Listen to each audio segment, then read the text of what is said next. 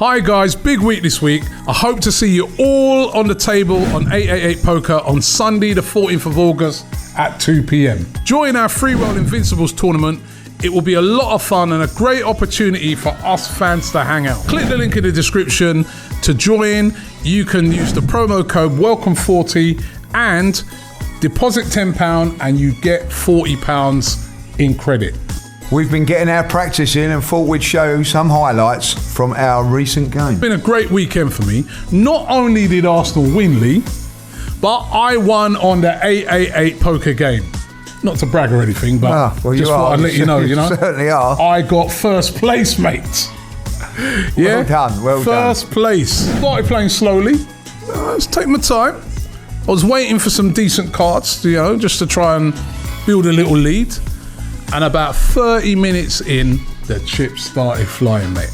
Literally 2 hands later, it was fireworks again. My odds were just a little bit better than a coin flip, but I took the pot easily in the end. After that, it was smooth sailing. I just finished the game with a straight flush and just ended it and beat everybody in style. How'd you do, Lee? I didn't win first place, but I'm going to get you in Sunday's tournament. If you want to participate in our Invincible tournament on 888 Poker on the 14th of August, just click the link in the description. It's going to be hilarious. Especially when I beat you, mate. Definitely hilarious. And the winner has a chance to win $150 prize pool. You need to be over 18 to sign up and play, and remember to play responsibly. Click the link in the description to sign up to our exclusive table. My username is Lee AFTV. And mine is Robbie AFTV. Look out for us at the tables.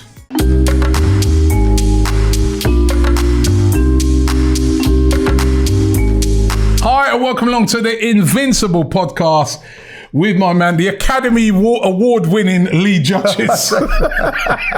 We'll go on to that in a second, aren't we? Your acting's disgraceful. Well, let's see what they say in the comments about that, really. I've been absolutely slagged off here for my acting skills while we've been doing these adverts for Poker 888. Actually, right, the thing is about it, right, I've been really enjoying it. Yeah. Right? And I cleaned up, I won. Right? If you want to get involved in it and you want to sign up, right, don't forget, sign up for our free roll Invincible tournament, right, on 888 Poker. All you got to do is click the link in the description and use the username Robbie AFTV or Lee AFTV, right? And then if you use the promo code WELCOME40, if you deposit £10, they will give you £40 to play, right? Although you're going to come up against me. Yeah, and you already see the damage I did last week. You've had expert helps, like, you know what I mean? Like, you've been been pulling in people from the... I ain't pulling in no one, man. It's my work, right? Yeah, and see, that's the thing. Right? And I've had to brush up on my poker skills, man. And do you know what I mean? Well, I've been taking lessons, I'll tell you. Like, yeah, you need them, mate. Come. I am. I'm looking forward to it, like, I'm looking forward to getting No, looking forward to it. So don't forget, sign up, 888 Poker. As I said, link in the description. Welcome 20, username Robbie AFTV or Lee AFTV, and deposit £10 and you get £40, which, listen. Not bad. Not bad, right? And also leave in your comments who you think's the better actor out of me and Robbie. I want to know. Right. We're doing a poll on it. Yeah, right? we'll have a poll on it. Who's the better actor? Robbie or me? Please vote. Come on. Listen, last week, Friday night, first game of the season, kicked it all off. Arsenal. I know you was at the game. Yeah, lovely. And I remember talking to you after the game and you were like, oh, Robbie, mate, the atmosphere was incredible. The game was incredible. I mean, it was a really good start for Arsenal. I mean, we had to weather the storm in that second half. Fair play to Palace. They did what Palace do at Selhurst Park. They absolutely came for us, right? I remember Selhurst Park on the first game of the season, difficult place to go to. I can't tell you how difficult that game was. Remember, City didn't win there last year. We didn't win there. Tottenham didn't win there. You know what I mean? Us and Tottenham got battered there.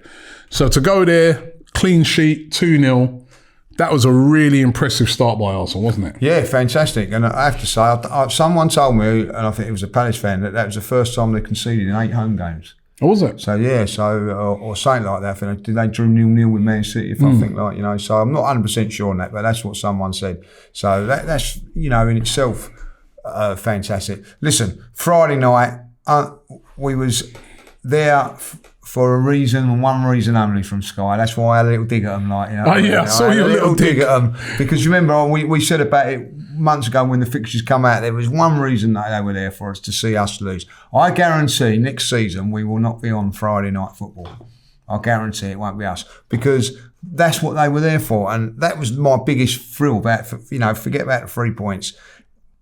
We've done the job, you know what I mean? Yeah, I think it was all gutted. Yeah, funny enough, right? When we was doing the stream, I said, right, I go, all these United fans, Chelsea fans, Tottenham fans, rival fans, they were ready with the memes. Oh yeah, they 100%. were ready with the, you could just imagine, and they got the phone like that, ready to go in on their Arsenal mates because it was a really tricky opening game. Yeah. Wasn't it? A lot tougher than Brentford, I think, really. Yeah. But listen, I will say this. I've got a lot of stick for the Brentford when you look back at the team and everything like that, newly promoted team and all that. Like Liverpool had a difficult job against the newly promoted team. Fulham, so it was no mean feat. But this performance on Friday was all down to us being ready for what was going to be thrown at us. When you look back at that Brentford game, you could tell we wasn't ready, Robbie. Yeah. You could tell. But this one, everybody, you could see the fans were ready. I've got to say this now, the fans were up for it. When you go to games and you go, how do you think? Oh, cool. I'll take a draw, I'll do this. Everyone was going, no, we're going to win there. And that's a big thing to go to Palace, but thinking that. But we thought that, and the fans were fantastic on the night. The first 25 minutes, like we said last week, got home, Sky Plus, watching it, watching it to the early hours of the morning.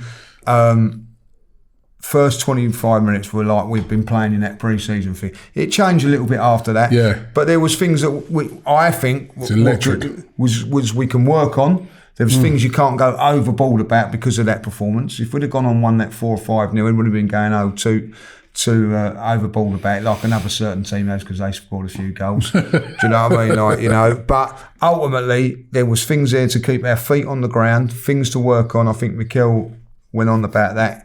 And we I define any Arsenal fans not looking forward to the weekend. Yeah. And that's what it's about now. There's a little bit of hope going in there. There's a bit of excitement, there's optimism. Yeah. I mean, the thing is, right, in watching that game, I remember it was all Arsenal. We looked like the home team, right? For like you said, about the first 25 minutes. When that game changed? See if you can tell me when you thought the momentum started to change towards Palace. When I thought it was when I'll tell you when I thought it was when Aaron Ramsdale messed up that chance, that kick. Yes, it was like total domination up to that. I'm sitting there, I was livid with him, and I'm silently saying to myself, you know what, this could be 2 or 3. The way we're playing, man, we're looking sharp, we're looking good, and then he did that where he messed up and he got away with it. Put us under, right? Put us under, and then after that, the crowd, you know what they're like at Palace, that just lifted them. Lifted their players, and all of a sudden it was a different game. And we had to really weather a storm. 100%. Listen, I was having a go at Aaron Ramsdale. Look, I love him. Let's get this right. He's a great goalkeeper and all that. But what he's got to learn is the less he does is the better now. Do you know what I mean? When you're playing in teams that are relegated, you're busy all the time and everything like that. I think in that game there, he wasn't involved in that, and he thought, I want to get involved a little bit and do something. You know what I mean? No, Aaron. Just the less you do, the better. And I felt that it was a little bit sloppy. If he's got that in his locker, he's got to cut that out. Listen, he redeemed himself, don't we? Yes. With a couple of bloody brilliant saves at the end of it, But ultimately, against a bigger and better team with better finishing, he might not have had that opportunity. Yeah. I just feel that, listen, I like him as a goalkeeper and everything like that, and I'm not criticising him that, but there is that. His dad will come for you. You saw his dad in the documentary. Well, his dad's. I've met his dad at what game did I meet him? I think it was Liverpool last year. I loved his dad with that hat on. Yeah, he has that hat on all the time. Oh, does he? Yeah, I love that hat, man. So, I bet you have to change that hat now because everyone's going to know who he is. Well, I think he quite likes it. What I mean? Like when when we met him, he was telling us, that it was his son. and all that, like, you know. So he seemed like a really nice family. They go like all the guys, and you can see the passion. Yeah, and I'll tell you what, I'm going to say this about Aaron Ramsdale, in that documentary, conceded a goal and we won. Yeah. I can't think. We won the game. Yeah. Villa. Against Villa, 3-1. Like, and he was furious. He was furious. Yeah. And that shows you good mentality. I loved it. Yeah. I loved it. And I remember that goal. He was a screamer. Yeah. He couldn't save that. No, I know, but he couldn't enjoy the moment. But you know what? That's how it used to be like when we was winning titles and things like that. Players not happy because they conceded goal. I have seen it too often at Arsenal, and I go back to the Sheffield United game when we lost 1-0 from a corner. They score from like no one picking up, and everybody just went, "Oh well." There was an acceptance. What are we going to do? Yeah, well, we conceded a goal. Like when I see that, do you know, I ain't going to mess with him. Like, do you know what I mean? Like, he's proper. Oh, I love that. You know what I mean? So long can that continue. And I think at the end of the day, look, there are risks that he's going to take and all that. But that one there, just clearly, and it's the same for Ben White. Ben White, I thought, was fantastic on the day. Brilliant. One thing that he didn't do was when he just cleared the stands on the left hand side, tried to play, and that led to the elite chance. Yeah, so like just a couple of little things like you that. said, things you can learn from. Yeah, things we can learn from. But we look good, Lee. And the thing is, right? You were saying it to me before we came on. There's a level of optimism around, right, from the fans, which is great. Like you said, we want to be going to games thinking we can win it and stuff like that. But what you've picked up on, and I've noticed it as well, is that a lot of opposition fans are like, hey, you know what? I think Arsenal might do something. It's the first time I've heard sort of opposition fans saying that. Like last year, I remember like when people were talking about top 4 and top 6, most people didn't even have Arsenal in the top 6. Yeah. No. Right?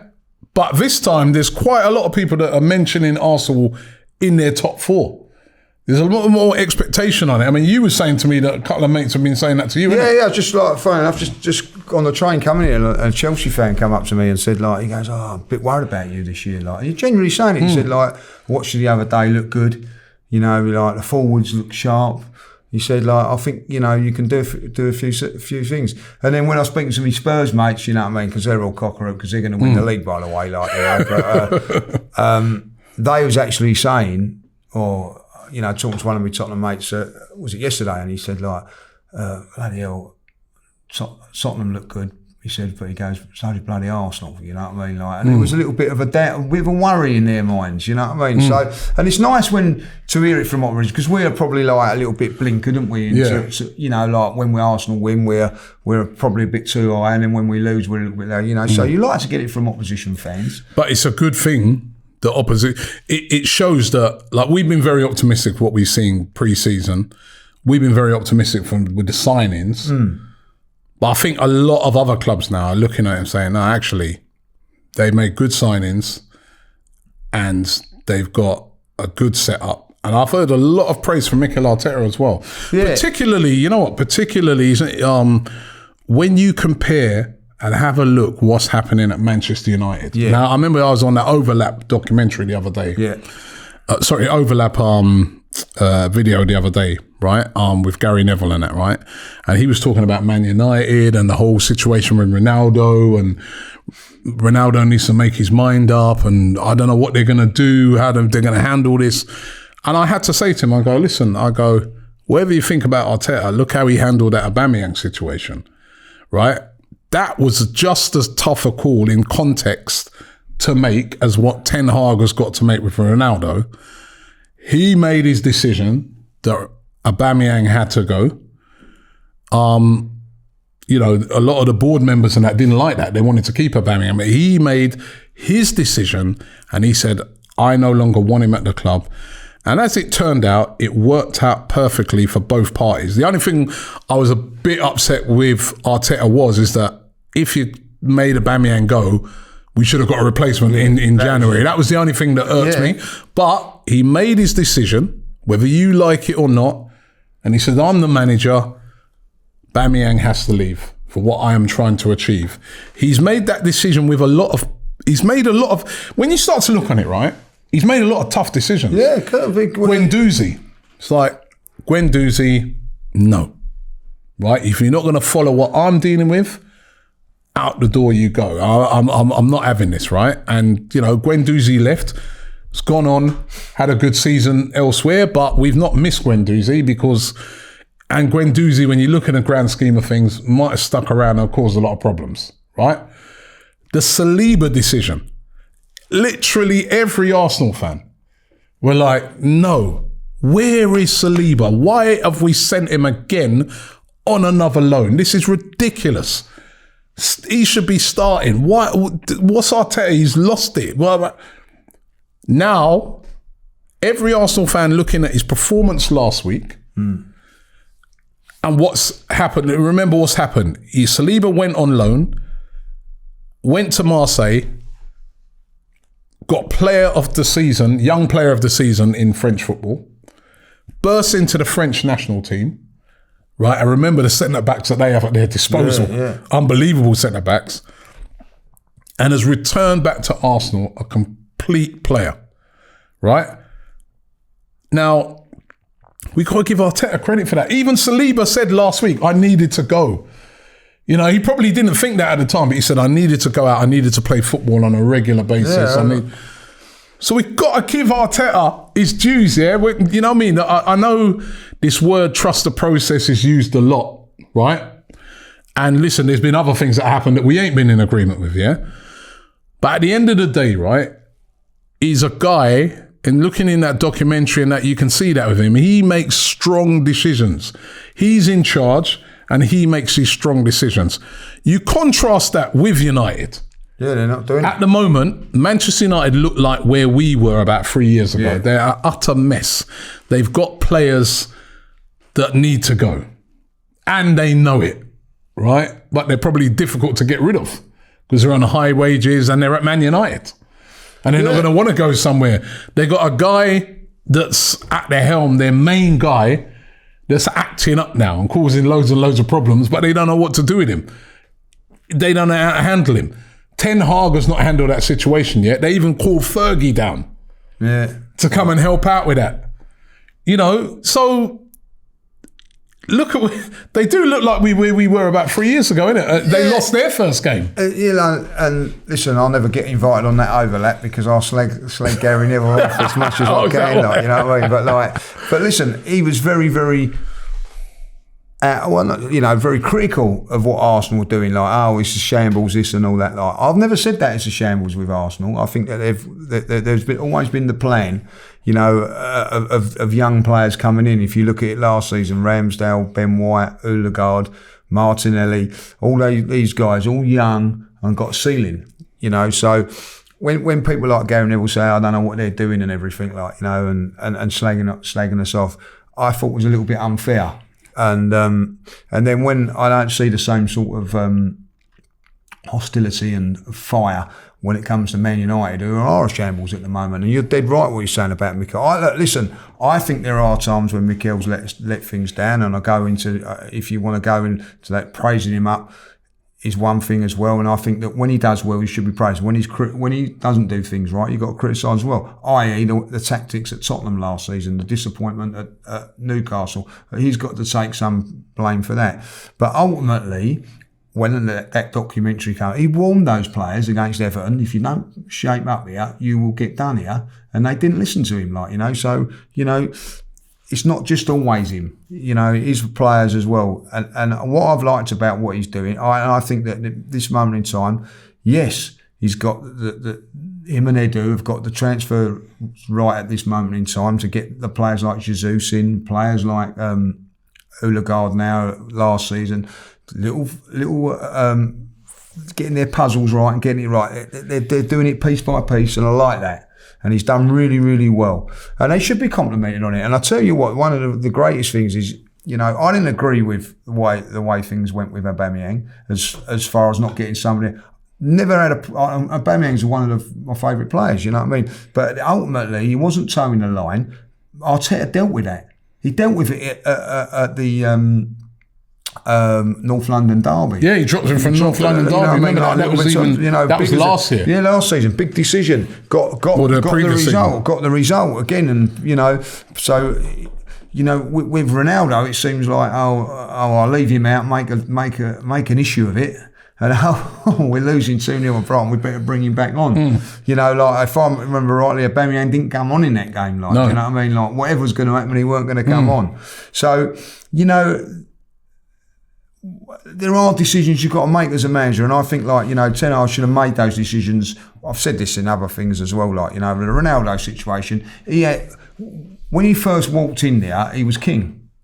You know what I mean? Like that was when he still is. He still, but no, he's walked in there. That's when he should have done it. And now it's getting like it's being chipped away. It ain't looking good for him. You know. And if I was a Man United fan, I'd be a little bit disappointed that my manager's not being ruthless enough with the players. You can't argue with that with Arteta. He's been ruthless with a few of them. Yeah. There's if you're not good enough, you're gone. And he said from the day he walked in, right? And listen, I've just been reviewing some of these things in my mind, and I'm like, much as we criticise, right, we've also got to give people their dues, right, as well when they're doing stuff, right. He came in and he said, listen, anybody who don't want to play for this club, man, this is a great club. Anyone don't want to play for this club, they can go. And he's kind of stuck to that word, isn't it? If you don't put that effort in, if you don't put that, he's on you. He's on you. And I think we can see from that documentary that he's got the respect of the players. The young ones. The young players, yeah. He's got the respect of those players. And I think we can see that there's a transition and it's been going on with Arsenal. I look at Arsenal and I look at Manchester United at the moment, like I said, and I'm like, where Man United are now with the personnel and the problems that they've got, where they know there's a load of players they need to get rid of. They probably need to go with younger players. The value of some of those players, the only way to get rid of them is going to be literally to give some of those away, is literally where we were. Yeah. It's literally, that is the same position. And that's why even the other day I was chatting to Flex, it was funny enough, from United View. And I said to him, listen, with Ten Hag, you're going to have to kind of do what we've done with Arteta, is that you're going to have to weather it, man. You're going to have to give the guy time, because there's a big job on there. You guys have got to move a lot of players on, and it's going to be some real painful, which we've had to go through. We've gone through it, and it's been bloody hard, Robbie. It's been bloody hard. And I feel now, the reason why there's this optimism is that you're looking at that team and you're like, all those players have literally gone. The only player left really is Xhaka. Xhaka, yeah. And he has full faith in Xhaka, right? No matter what people think or say, he likes Xhaka, right? And he's from day one, he's identified Xhaka as one of the leaders in that team. Xhaka, I think, Holding, Bellerin, who's going to go, that's it. I think Tierney I don't know where Tierney it was. Tierney, I think Tierney was Kieran Tierney, yes, Kieran Tierney wasn't his player. But literally everybody else in that team is his signing now. That he's transitioned that team, and then you look at the profile, they're young players. One of the biggest things I see right now is that for the first time in a long time, Arsenal have actually got assets. Yeah. So if they sold Kieran Tierney, he's worth a lot of money. Yeah. If they sold Saka, a lot of money. You're talking 70, 80 million quid. If they sell Martinelli, that's 50 million pound for a young player like that. Smith Rowe, got to be out in the 40s. When I see what some of these players have been going for. Saliba all of a sudden, Wesley Fofana at Leicester. Yeah. They're talking about, despite the fact that he's just spent the last season coming back from a broken leg, and he is a great player. He done brilliant things before that. They're talking 80, 85 million. That means Saliba must be the same. Yeah. Even more possibly, right? Where you contrast that to 2 seasons ago. Kolasinac, how much would you get for him? Nothing. You got to give him away. Mustafi, you got to give him away. You got to give away. Literally, Torreira's gone, another one. Torreira, we had to give him away literally £7 million. We had no assets. So this thing where they've transitioned now into these younger players, not only are those players hungry and that to do well for Arsenal, but if we did get into that situation where we had to sell them, they're worth something. We can take that money and reinvest into something else. That's what the good teams do. That's what Liverpool did when they sold Coutinho and they was able to buy Van Dijk and Alisson. Yeah. That's what Man City have done this season when they've sold us Jesus and they've sold Sterling, but they can still bring in Haaland and Calvin Phillips and Alcaraz, and they ain't really, they've literally spent no money. Yeah. You know, I think a Liverpool fan was saying to me that like over the last 5 seasons, they got like the lowest net spend. So it's good business, isn't it? It's good. It's the position. Yeah, it is a process. It is. I mean, much as sometimes people don't want to use that word, or you can kind of start to see certain things that you're like. You can, and that's where. Listen, that's how bad it's been. Like you say, like one player, one regular, Tierney as well, probably 2 regular players from before he started. So he's basically looked at the whole team and said, I need to change the whole thing, like, you know. Yeah. So he has. So now this is where, you know, I'm not saying it. This is when the pressure comes on Arteta to deliver it now, like, because it is the team now, like, you know. I think over the last couple of years, expectations are high. Yeah, I think over the last couple of years, there's been people have been saying, oh, he's got to go and whatever, and there's been an argument, well, he ain't got his players, or he ain't got his centre forward, he ain't got this, he ain't got that. Give it time. And I think there's been a patience with a lot of Arsenal fans. I lost my patience when we was losing home and home again, like, but I've kept with it, like, you know what I mean. I'm not. I say now when people go, "You Arteta in or out," I say, like, I'm not either. That's why I'm called the flip flop, because at the end of the day, I'm still unsure on him. I'll be honest. There's times when I look at him and think, yeah, he's the man, and then other times I think, oh my God, what's he doing? But this is it now. He's got his players, and I do see a genuine difference in the setup and the team. I really do believe this by looking at this documentary as well, that some of the methods that he does will suit the younger players. A more seasoned pro will go, I'm not sure about this and all that, but they're willing to. It's got a plan, isn't he? Yeah, willing to lead. The young kids are willing to go with him. If you look at Saka, he likes him. You know what I mean? Like, there's a bond between him and in the players. You know, I noticed that. With the older players, not so much. So that's why they're probably gone. You know what I mean? Like, Aubameyang weren't having I'll be honest, he weren't having the speaker thing. Like, you know what I mean? He really weren't having the rubbing of the hands. But, you know, they got the result on a couple of them. Like, you know, so the young kids will go with that because they're more enthusiastic and don't really know. Listen, he's doing a good job, but ultimately, you know, he's only one game. But expectations are high. I've seen something. You know, we were fortunate; we was able to see most of the pre-season. I see a change. You know what I mean? Like in the club and with the players, you can. You know, when I went to Crystal Palace, I said we'd win 2-0. We're going there. I said a few of them were going, "Oh my God!" I said, "Listen, we got this. Trust me, we got this. You wait till you see, you know, Saliba. Like some of my mates ain't seen Saliba. Once they see him up against Gabriel, he made Gabriel look small. And they're going, wow. I said, you wait till you see him play. You know what I mean? Like, you wait till you see Jesus play and all that. Like, I was very, very flexed by what I was seeing. Like, you know, and listen. I do think that, you know, we're going to lose a few games. Of course we are, but like, I think we're going to be doing well this season. For instance, going back last season, we're playing Chelsea at home, first home game. So weren't looking forward to it, Robbie, because you knew what was going to happen. You knew what was going to happen. You knew it was going to get beaten. When you come out now, oh well. But like, you know, we're going against Leicester now, going, you know, I'm looking forward to it, you know what I mean? Because I know, look, things could go against us and everything, you know, because it's football. But you're feeling that you've got more chance of winning than losing, like, do you know what I mean? Yeah. So, and that's what I feel at me. And also what I feel is that games like, when it ain't going well for us, we've got people out there now in those front positions that can just turn a game with us and touch it. We didn't have that last season. We never had it. You know, Lacazette couldn't, you know what I mean? He couldn't turn over in bed. You know what I mean? He wasn't about that to turn over a game. You know what I mean? Like, this is what I'm saying. Like, you know what I mean? Now we've got players.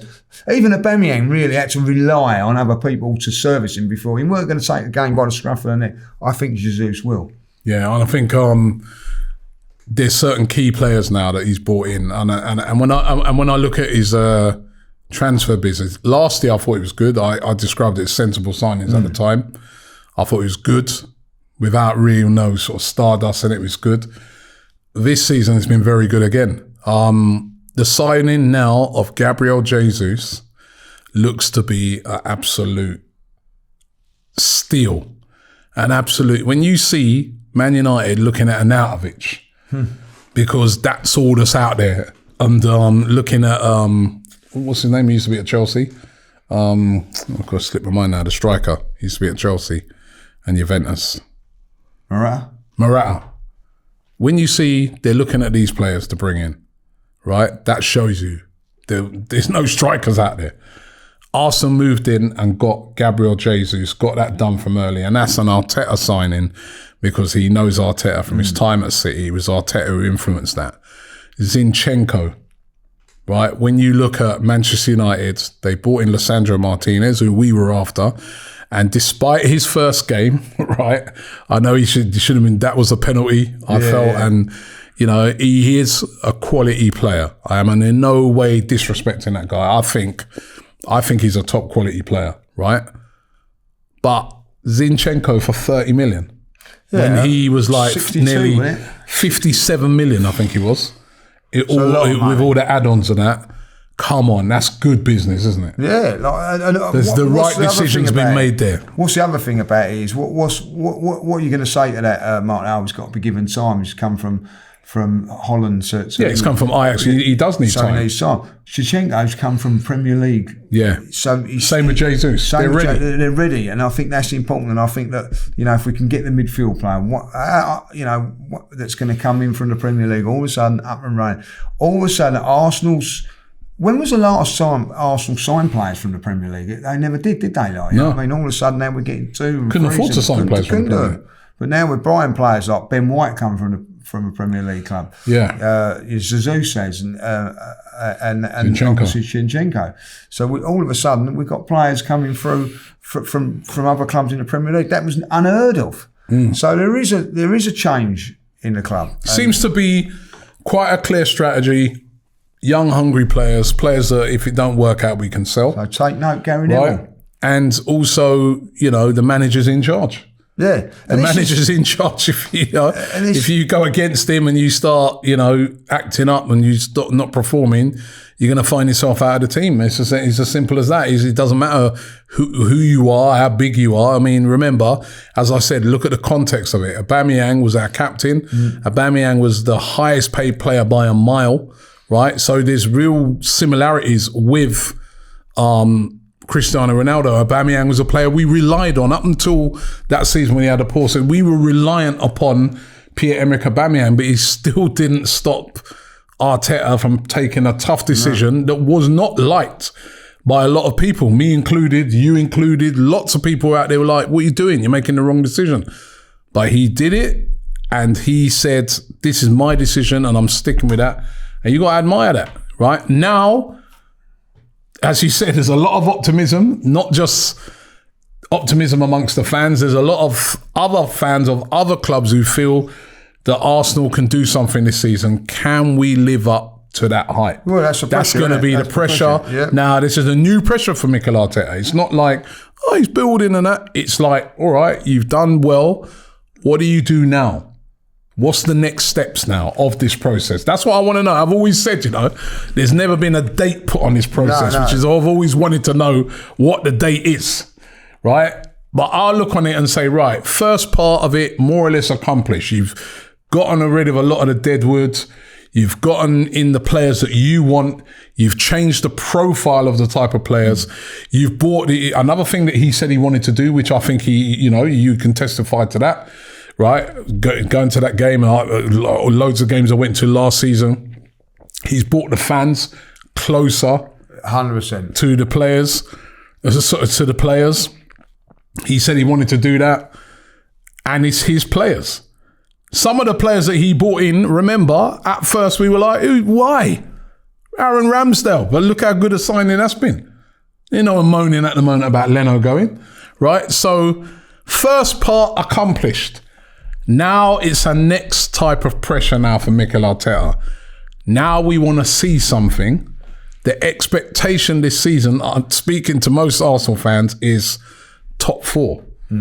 And I don't know if that's being unrealistic. I don't think so. It's going to be difficult because, you got to remember what a lot of, we've done all that, but other teams have strengthened too. Tottenham have strengthened. A lot of people's, saying that, they should have a massive season because they've really strengthened well. We have to be real. Chelsea are strengthening. Every week they're linked to, they're spending money like crazy. They bought in that Cucurella. They bought in Sterling. They bought in Koulibaly as a top player. And they're looking at other targets. They ain't done yet. They're going to be bringing in. I remember they finished higher than us last year. So did Tottenham. So that's two teams that finished higher than us last year that have strengthened heavily. And you add on to that Liverpool. All right, they lost Mane, but they bought in, an £85 million striker. And they bought in other players as well. So they've strengthened. And Man City have bought in Haaland, have bought in... So, all right, we've strengthened, we've done well, but so has everybody else there. So, can Mikel Arteta now get us into the top 4? Because it is not going to be easy. No, 100% not. And that's why this next 3 or 4 games are so vital. And that's why Saturday game against Leicester is massive. Yeah, massive. Because you've got this one, Bournemouth, then you've got Fulham, Aston Villa in between as well. They're tough games. But if you want to be up in that top 4, you've got to have 15 points going into Old Trafford. I'm sorry, you've got to be going into that game with, like first or second in the league. Because listen, Manchester City are not going to drop a lot of points. Tottenham are not going to drop a lot of points. Chelsea, we're all sort of saying that they're out of it. 1-0 win away, whatever, you ground it out. You have to turn around and say that's pretty good. And that's a place where they've, over the past few years, they've struggled. They've lost their last couple of years. Yeah. So there's work to be done. And as I said, they're strengthening like literally. Yeah. They seem to be strengthening every day. Yeah, and Arsenal still got to do it. If Arsenal, if Edu and Arteta thinks the work's done in the transfer market now, again, they're going to not learning from their mistakes because they didn't do anything in January. In my opinion, we've not done enough yet. We need to bring in a couple more. Everybody knows we need another midfield player. Well, the player is, and we're going to be up against him this week, isn't it? Exactly. Like, Yuri Tielemans. He played for Leicester last week. There's got to be something in this. And there's got to be something in this. You know what I mean? Has he been told that it's definitely happening, or because like they're actually saying now, reports saying that we're prepared to wait till I saw that. Like he becomes a free agent. So I can't see that. No, I think that it's just all a little bit of scaremonger. I would like to think that they could get around the table on Saturday and sort something out. Like before the game? No, after the game. What I mean? Like just. So I don't think somehow they'll make a move before because no. But it'd be very disrespectful to Leicester. Might piss them off. You're sitting in there having a come on. Can we sort out something? He wants to come to us. He don't want to be with you. Is there something we can do that can push it over the line? Maitland-Niles, I've heard, is maybe something that could be make weight of it. Let's get the deal done if this is the case. Otherwise, if Tielemans has turned around and said, I'm not going to sign a new contract, at the end of the day, Arsenal have got a few aces in their pack there, I know we're playing poker this week, but like aces in the pack to say, can we, we've got the better hand here, and can we force it or not? So I think, but I don't think we need to be going down the route of and then not getting it. Do you know what I mean? I'm worried about that. Yeah, I'd love us to get Tielemans because you said it earlier, Lee. He played in the Premier League. Yeah, another one. He's been in the Premier League now for a few seasons. That would be 4. From the Premier League. Belgium international, talented player. 25 years of age. Yeah, perfect age. The other thing I like about him, he shoots from outside the box. I saw their game last week. He had a shot from far outside the box, hit the post.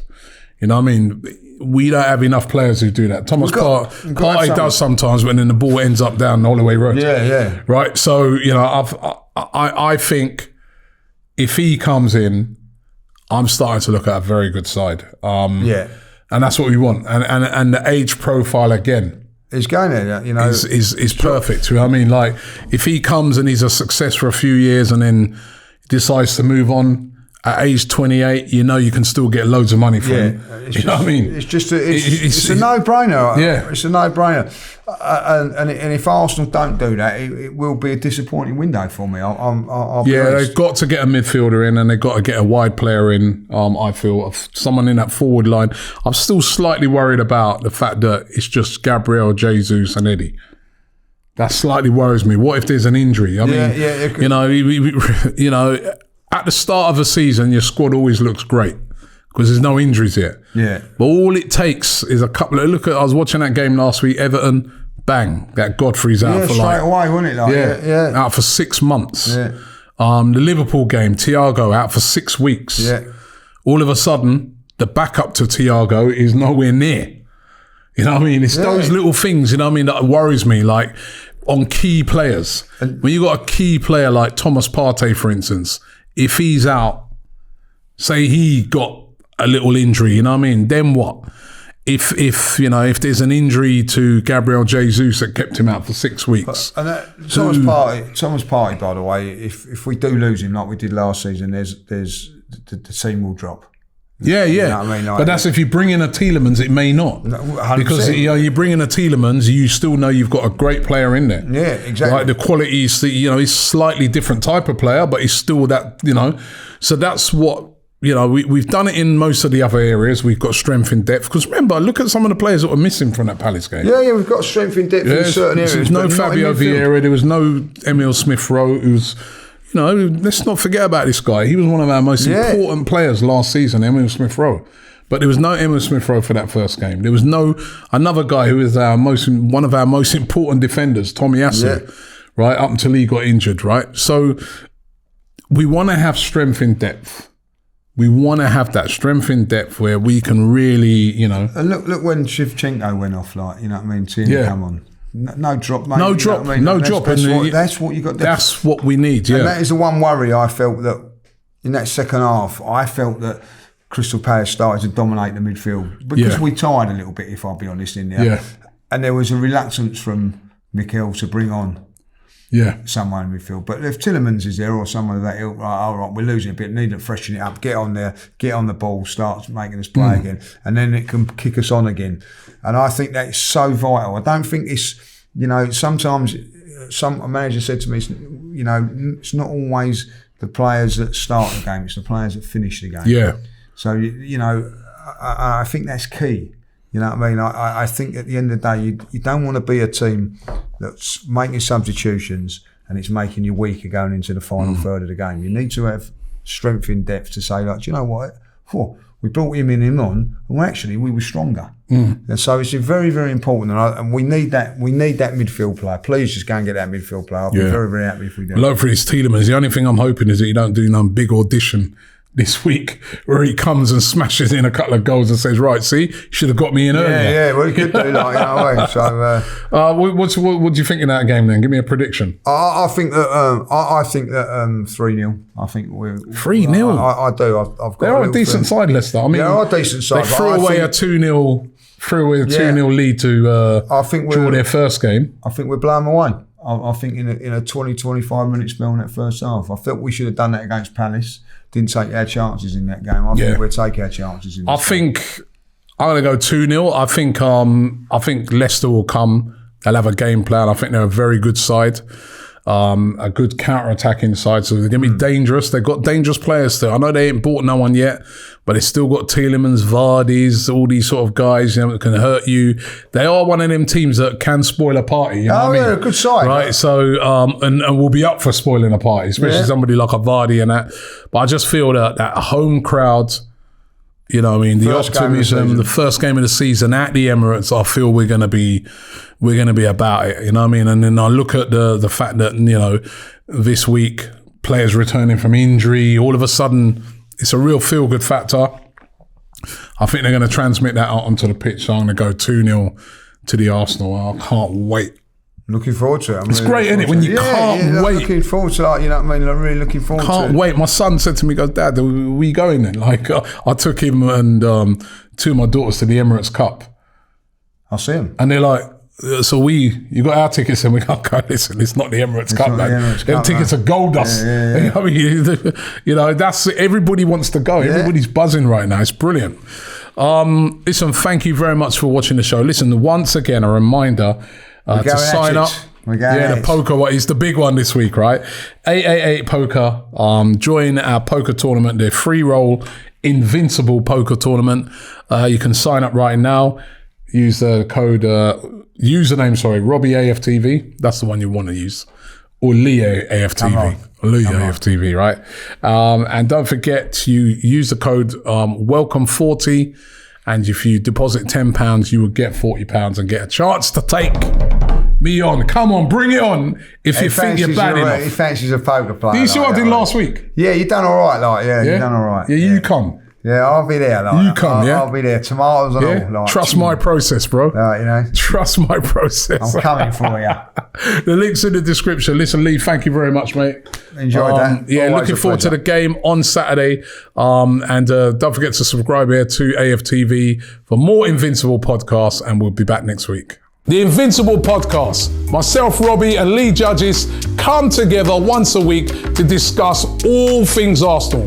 Straight talking, considered discussion, brought to you by the fans of the only club in Football League history to go invincible.